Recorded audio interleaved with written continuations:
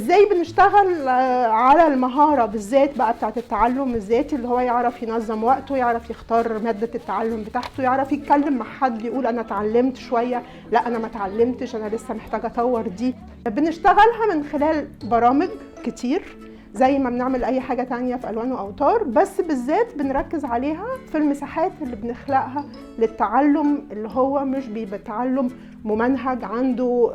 حاجة واضحة، بتبقى مساحة مفتوحة الشباب أو الأطفال أو الكبار بيقدروا يجوها في أي وقت، بينظموا هم الوقت اللي دخلوا فيه. هو مثلا داخل هيقعد زي ما بيقعد في المكتبة مثلا، عنده ساعة هيقعدها في المساحة الحرة، ساعة ونص، هو هيتنقل من لعبة للعبة، نشاط لنشاط، على حسب هو شايف هو عايز يتعلم ايه من الحاجة دي.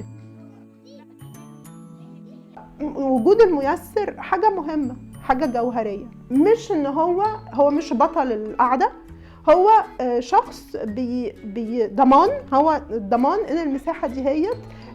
عندها مرجعية، هو عنده حضور بسيط كده هوت وسط الشباب وسط الموجودين، ان هو يدي الاتاحه، يشجع، زي ما بيكون بيدي تاكيد للطفل او الشاب ان هو اللي بيعمله ده هوت ماشي في السكه المظبوط، ان هو ما يخافش، ان هو يقرب، ان هو يجرب. النموذج بتاعنا في ألوان وأوتار هو نموذج زي ما نقول كده هوت متفصل على الأعداد الصغيرة، وبيدي فرصة لكل طفل أو كل شاب إن هو لو في فروق فردية تبان، لأن هي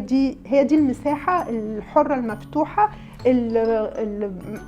مش مضطرين نخلص حاجة في ميعادها، فاحنا ما عندناش مشكلة حتى في الأنشطة الميسرة ان يكون ماشيين بايقاع مختلف، ان نكون بندي فرصه للكل انه يعبر داخل النشاط، ان يبقى فيه فروقات فرديه، ان يبقى فيه حد سابق وحد متاخر وهكذا. والنموذج ده يعني هو فكرته ان هو مرتكز على المشارك اكتر منه مرتكز على المنشط، هو دعوه، يعني هو انا كاني بفتح له سكه ان انت عايز تعمل ده ولا عايز تعمل ده.